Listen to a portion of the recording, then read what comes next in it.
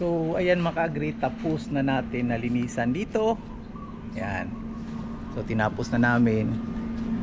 Tapos mag-spray kami mamaya dito. Tapos may naiwan pa.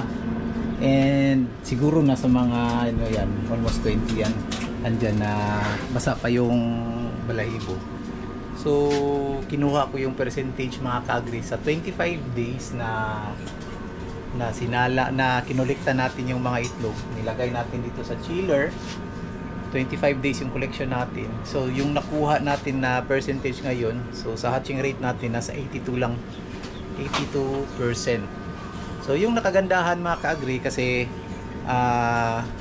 marami tayong batch na nakuha. Although maraming na-reject, pero pag may order tayo na bulto, so pwede tayong makapag-serve sa kanila.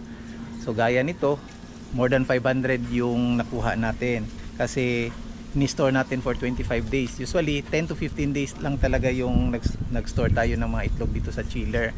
Tapos yung hatching rate niya is almost 90%. Pag nasa mga 10 to 15 days lang yung yung collection natin. Ngayon tinry natin into 25 days. Ayan, 82% lang nakuha natin. Pero kung sumatotalin natin mga ka-agri, okay na okay yung 82%. Akala ko nga nasa 70% lang yung makukuha natin.